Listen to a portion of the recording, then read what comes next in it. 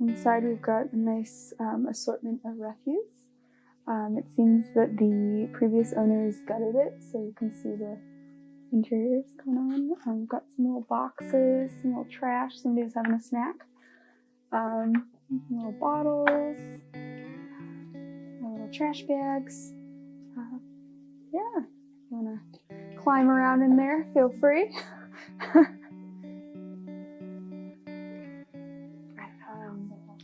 So my work is about home and kind of complicated relationships to it. I grew up between Southern California and New York City, so I didn't really know where I was from, and my identity is kind of complicated by that.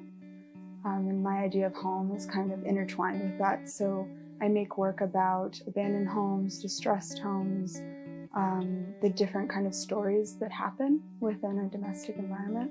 So when I was in grad school, I was doing photography primarily, and I was traveling to the desert in California and photographing abandoned houses that were kind of in this state of kind of falling apart more and more every day.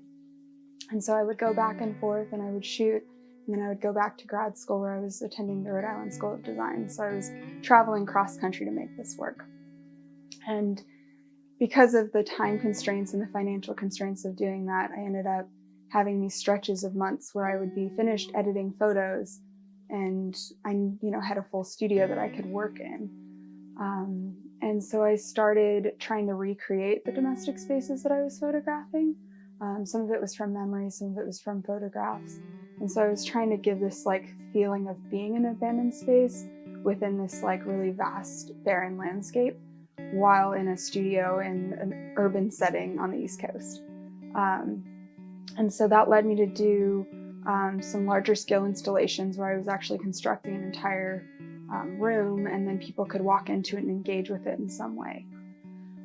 Over time, I started trying to kind of pare that down. So I would make, instead of an 8 by 12 foot room, I would make 2 walls and a couple pieces of floor to slowly kind of try to pick apart those ideas of home and how little you could show and still have that feeling of being in an abandoned space. And so that's kind of slowly gotten smaller and smaller. Last year I was doing a residency back east in Kentucky, and I started doing a series of dollhouses. So those dollhouses are miniature recreations of different abandoned homes. And that's what brought me to the project that I did for laboratory, which was called Seriations of Distress. And that's thinking about distressed or abandoned houses that live in Spokane and trying to create them from kind of these real references. So kind of as close to them as possible in miniature, and then trying to create a dollhouse that's interactive in some way. And then during the show, I allowed the viewer to engage with the work and kind of take on the role as the vandal in these abandoned houses.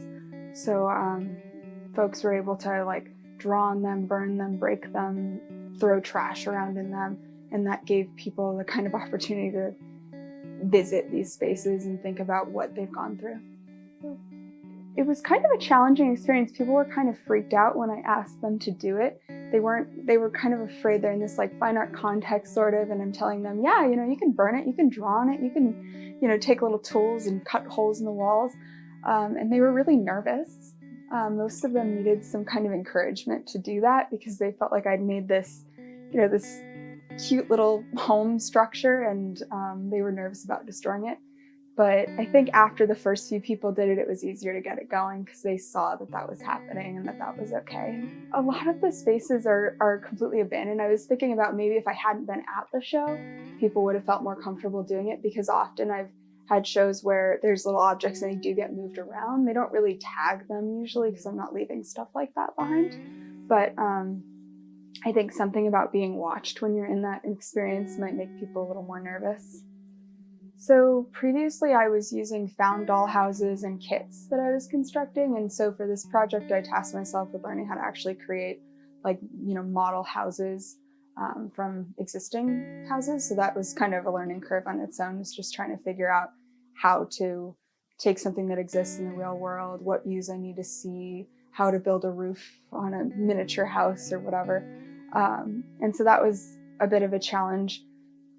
I think I learned that people in the end wanted to engage with them, which was cool. Because there's always that kind of scary thing when you're encouraging somebody to do something you haven't tried before and you're not sure, like, are they going to think this is really dumb? Like, are they not going to like it at all? Are they going to like set it on fire and we're going to have to like grab a fire extinguisher or something? Like, where are the boundaries? So that was kind of a fun experience. I want people to have a personal experience with the work. I don't really want them to get whatever the story is I'm telling, especially with these doll houses. I'm trying to kind of keep it open-ended and allow people to, be interested in it, think about their own experiences with home. I try not to be overly prescriptive with my work. It was interesting at the reception for this show because there was a couple that came in that had actually lived in one of the houses that was being displayed. And at first I thought they were kind of kidding, and they guessed the address of it and then went over to the dollhouse and looked at the tag, and it was their house. They'd lived there 20 years ago when they first got married. So that was an interesting experience. I wasn't expecting that at all. They had been renters. They weren't the homeowners that it was repossessed from or anything, but it was really interesting. And they were telling me stories about SWAT teams coming in at one point because they were, dumb 18-year-olds and doing crazy stuff. And it was surprising. It was really nice to have this just time to work and to try something new. And, when you're working full time and you're trying to start a new project, it takes a lot longer. So this was nice to just have that time to play with a new idea and have that kind of opportunity to show something that's new and kind of raw, and all within the guidance of having other residents around and having Chatham to kind of loan his perspective, and it was really cool. I know a lot of people are kind of discouraged by how digital it can seem. I know when I first joined the Richmond Art Collective, I kind of started interacting with more of the residents, and I had originally thought that it was a very digital program. And so I think that there's more opportunity to make it your own kind of project if you are creative about what you want to do, and kind of it's more open than you would think. You can find my work on my website. It's just juliegautier-downes.com. So JULIEGA. I'll put it in text. Yeah, and then I also have the Richmond Art Collective. We have a website, so that's richmondartcollective.org.